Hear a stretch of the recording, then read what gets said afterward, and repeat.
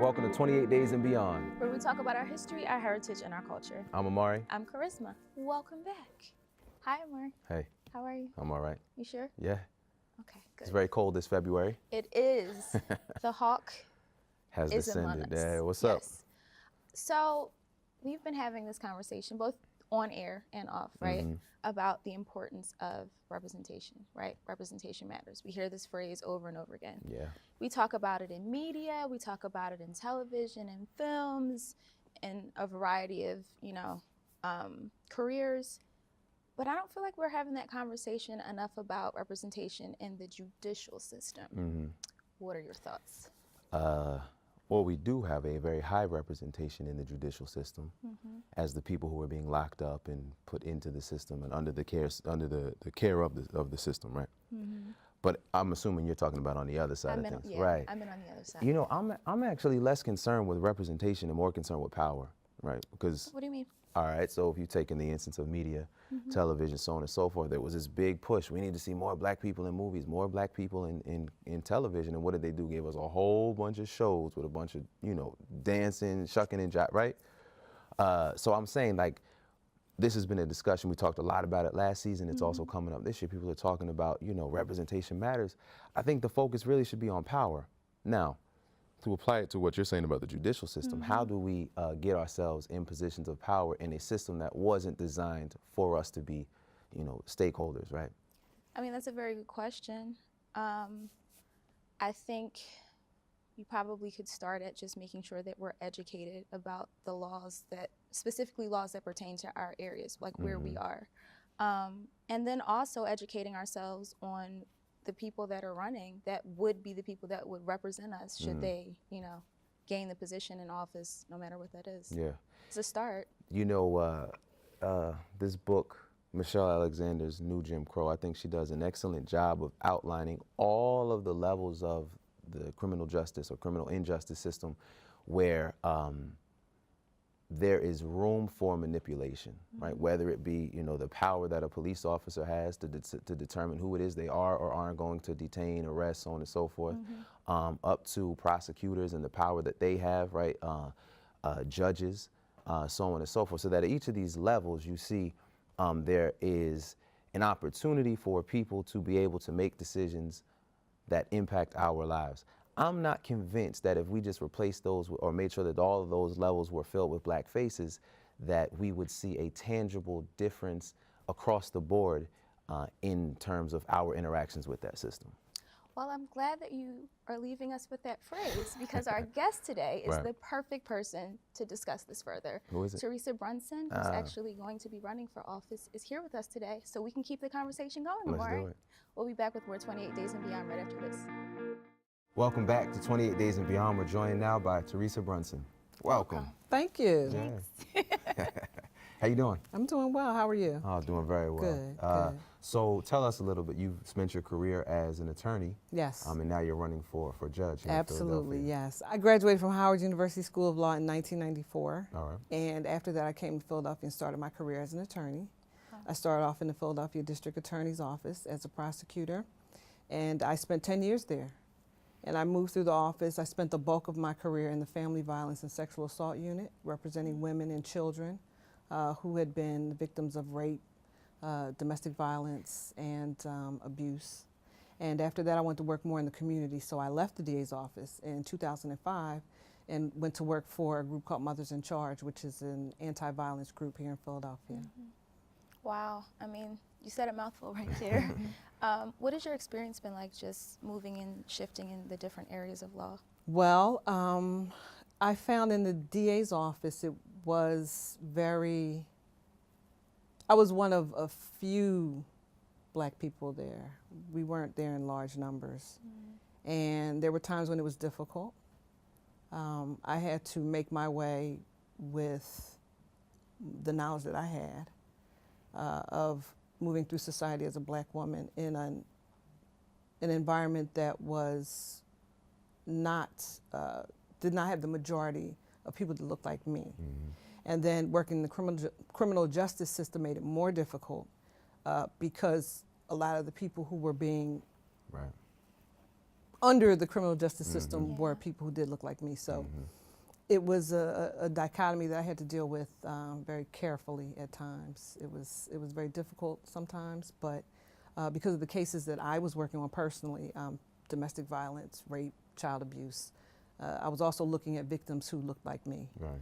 And what I did was I would personally put myself in their shoes and stand at the bar of the court and represent them for whatever crime occurred to them. And, you know, that's the way I would handle it. I wouldn't exactly personalize it, but I would look at it from the victim's perspective always, not from Theresa Brunson's perspective. I'm standing up here, I'm the prosecutor. Right. I'm going to get this defendant. You know, it was about the harm that had been brought upon the victim that I thought I was working to seek justice for them at all times. I mean, I'm sure you've got stories for days, but like, what are some of the takeaways that, you know, your career up until this point have kind of left you with? Well, number one, that you have to really go with what's presented to you. It all depends. Some people want to work in corporate America. Some people want to make a lot of money. But at Howard, we were trained to be social engineers for justice. It was drilled into our heads at all times because we were following in the tradition of Thurgood Marshall and Charles Hamilton Houston and the ones who actually, the architects who deconstructed Plessy versus Ferguson, separate but equal doctrine in the law. And so we had a bigger task at hand for us. So we always had to look at who was being treated unfairly and try to right that wrong at all times. They taught us that, and I really took that to heart, and that's what I've done throughout my career. So was it kind of looking at those really important cases, particularly in this country, was that something that you thought about when you decided to make the shift to run for a judicial position? Well, throughout my career, after I left Mothers in Charge, I've also clerked as a judge. I worked on Philadelphia City Council as a legislative director and a chief of staff. And I've done a lot of different things which I think have pushed me into the decision to run for a judicial office, because I worked in politics, I worked in the law, and I see running for judge as an intermeshing of those two things, but being on the bench, I'm still searching for justice for individuals, but now from a different perspective, being the one who looks at the case, who knows the law, who knows the rules of evidence, who presides over the trial, and who brings justice because I'm sitting there as the arbiter, the one sometimes determining who's guilty, who's innocent, based on if it's a jury trial or if it's a bench trial with just a judge. And I felt it was it would be a good conclusion to my career as a lawyer. Well, we definitely want to hear more about your experience, but we Okay. have to take a little bit of a break. Okay. So we'll be back with more 28 Days and Beyond right after this. Thank you. Welcome back to 28 Days and Beyond. So before the break, you began talking about this move to judge, Yes. right, the position of judge. What do you feel that you would be able to accomplish in that position that you may not have been able to accomplish, you know, in the prior position of prosecutor? Well, I think in the role of a judge, you play a different role from either side, the prosecution or the defense. You are the one who injects fairness into the whole process because you're the blank slate. Okay, you know the law, you know the rules of evidence, and each side comes at you wanting you to look at their side more, I guess, as the truthful side as opposed to the other side.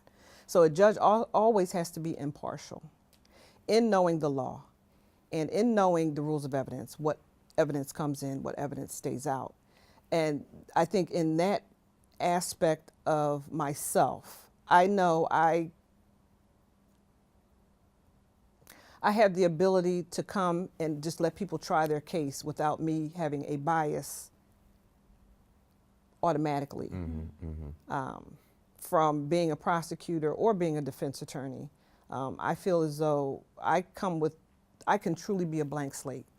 I can look at a person who comes before me not knowing anything about them and just listen to their case and determine from the facts and the evidence whether or not they're guilty or not. I think it's really important what you just said about being a blank slate and being impartial. Yes. Because a lot of conversations that I've had personally, just amongst friends and family members, has been about people that aren't given that impartiality Right. when they walk into a courtroom because of the outer appearance Right. and the bias that come with that. So Unfortunately, that is something that a lot of people believe happens in court, especially when they come into the court and the judge doesn't look like them. And sometimes when the judge does look like them, they might feel the same way based upon some comments that are made, things of that nature. But the thing is that I think the judiciary has been under attack in recent years. And I know that there are aspects of it that need to be, I guess, looked at more closely. But the thing is, you never know what a person is going to be like on that bench before they get on there. Right. The only thing you can look at is their past experience, their track record. What have they done? Where have they worked? Who did they represent? If they represented big corporations, well, sometimes people might look at them and say, well, they probably wouldn't give me a fair share because I'm the little guy. But if they represented, say if they were a prosecutor their entire career, well, I mean, some people look at them and say, well, I mean, can they really be fair? They've been a prosecutor their whole time. So I think that it's important to look at a person's track record and their background. If they tried cases, the kind of cases they tried, what side were they on, and how they reacted during the trial. So I think there's a lot of telltale signs you could use to look and see how a person will react on the bench, but you kind of have to have that internal thing inside of you that tells you, okay, that person will be fair. Because that's ultimately what you want to have, a judge who's fair and impartial to everybody, without any bias, without any prejudice to whoever comes before them. Now, one of the challenges is that in, let's say, some of these criminal cases that are trial by jury, it would seem to me that the judge's power can only extend but so far. So the judge may be impartial, but if you've got, a jury of peers who are, coming with their implicit bias and all of those sort of things, that also would shape the outcome, right? How can we sort of account for that within this system? Well, the voir dire process of picking the jurors is supposed to be done to weed out people who might have hidden bias or even blatant bias. And the judge is supposed to be in control of that. Got you. To be able to know from the questioning of the potential juror, whether or not they have something hidden or whether they have a bias. And there's questions that routinely are asked in court. And both sides can also bring questions depending on the type of case. They can bring questions to the judge and ask the judge, well, judge, during voir dire, can you ask these questions? And there are also some stopgaps to prevent people from removing people from the bench. From the jury pool based on their race, ethnicity, things of that nature. It can challenge the other side. Well, why did you remove that person? I think it was racial, or I think it was because she was a woman, or whatever the reason is. And the judge has to be the one to determine, was that in fact something that happened? So, a lot of people think that being a judge is something you just get up there and start doing, but you have to have a lot of experience and knowledge beforehand to be able to weed out these different biases and things of that nature, and to make sure that the entire trial process is conducted with fairness and objectivity from the judge's point of view. Absolutely. Well, unfortunately, we're out of time, but thank you so much for joining us and sharing. Thank you for having me. Your experience with us. I really enjoyed it. Thank you. Thank you very much. We'll be back with more 28 Days and Beyond right after this. And we're back on 28 Days and Beyond. Yes, we are. Charisma? I learned a lot, What'd you Amari. learn? What'd you learn? Well, some of the things I already knew, right? When we think of a judge, we think of this person that, is fair, that gives each side the opportunity to share what actually happened, and then they make a decision based on the information that was presented to them. But also kind of just thinking about the idea that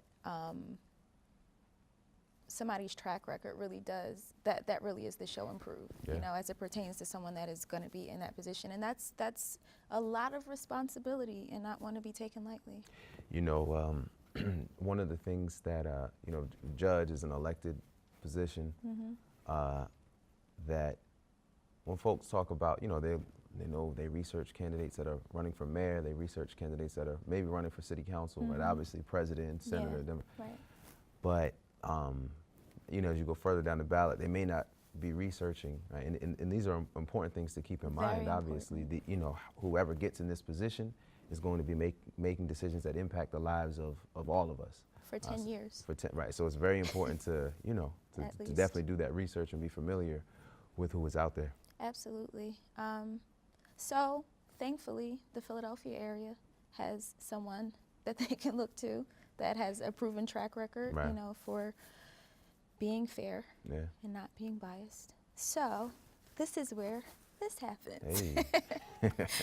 We'll be sure to include the information for Theresa Right. so that people can find it, our Yeah. social media handles in the credits. But yeah. One of the things that you know, that you were mentioning in our conversation was, you know, there are still people, family, friends who have a suspicion of, you know, the criminal justice system in general, and I think rightfully so. Yeah. I know I'm certainly still suspicious. I think that perhaps this may be one avenue, right? Obviously, you know, getting people in these positions, right? Yeah. But I always say there's more to it than just voting. It's also about, you know, actually moving out into the world, into the community, and really trying to affect that change that we're looking to see. Yeah.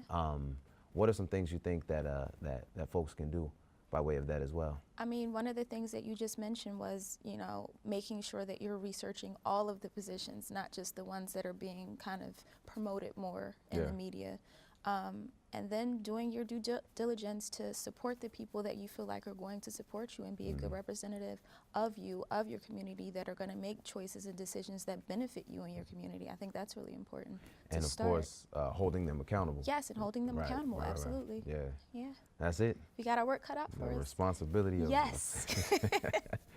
Well, this has been another episode of 28 Days and Beyond. Where we talk about our history, our heritage, and our culture. We'll see you next time. Peace.